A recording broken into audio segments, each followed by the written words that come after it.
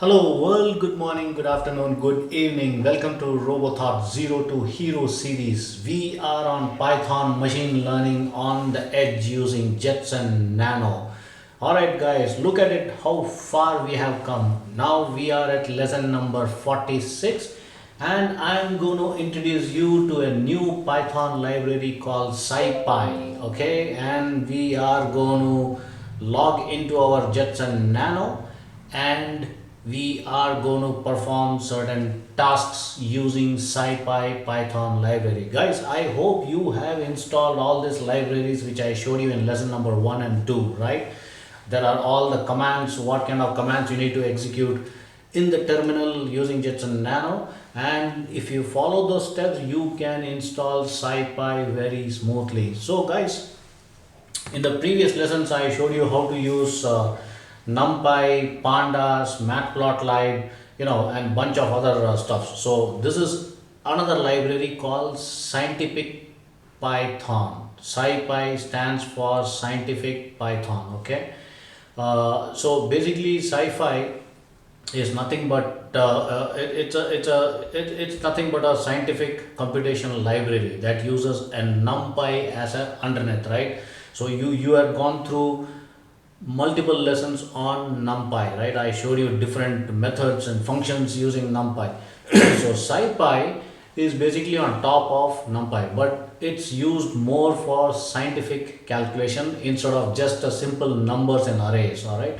So SciPy provides more utility functions for optimization. Okay, optimization and your statistics, and most important thing, signal processing. So this is going to be used heavily when you start getting into your neural networks and start training your machine learning algorithm to do some automation and stuff based on the data and analysis, right? So that is where this library is going to be used heavily. So you got to understand each and every functionality of SciPy. SciPy has an optimized and added functions that are very frequently used in NumPy. For example, especially for the data intensive, data oriented machine learning algorithms. So guys, let's get into our coding and let's get started in our first lesson of SciPy. So I am going to be into my Jets and Nano. Alright, my IDE is ready, my Visual Studio IDE is ready. I hope you guys have followed all the lessons and the setup is ready to start with Scientific Python. Alright guys, so now what we need to do, let's import SciPy and check what version we are in. Okay, how do we import SciPy like this? Can you see in the drop down I get it automatically, and then print SciPy in an open bracket, SciPy dot underscore, twice you need to do underscore, and then version underscore, and then close the bracket.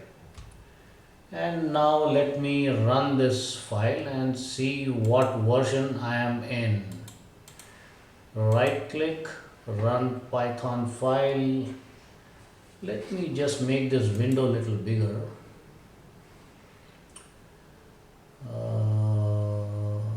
Right, run Python file in terminal.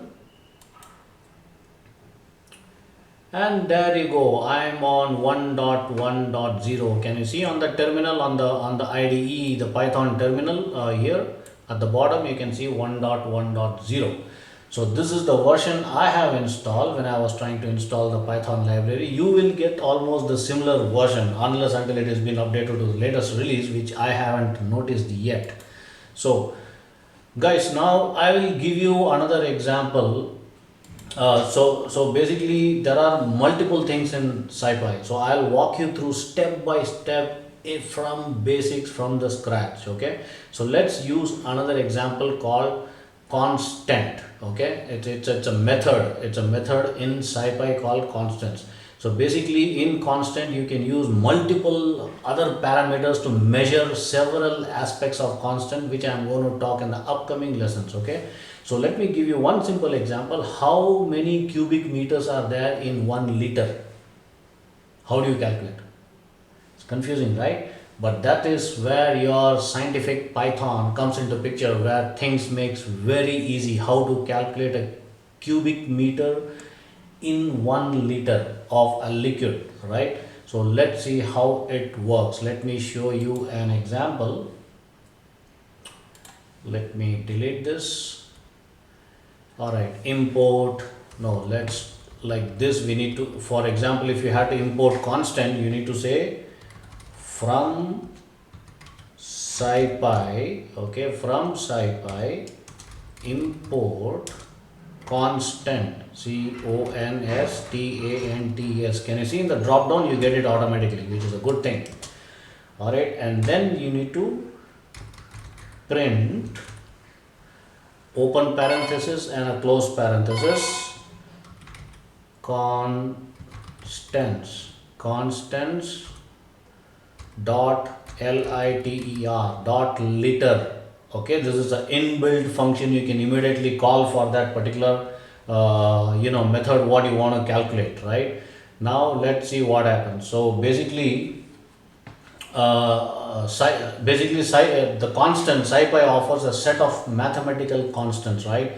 One of them is liter. Like liter, there are hundreds of other things which I am going to show you in the upcoming lesson. So let's run this and see what happens. Let me right click. Why is my mouse? All right, there you go. Right click, run Python file in terminal, and I can see 0.001. There you go. This is the output I am getting. The constants for liter is 0.001. It's a very basic calculation, guys. So do not worry. I am going to talk about this much more at length and more in details in the upcoming videos. And in the next lesson, I am going to show you different types of constants and what you can do with your data. Once you have your data sets using SciPy constants, you can do multiple magics. All right, guys. Until then, do stay tuned, and I am going to be back soon. Goodbye.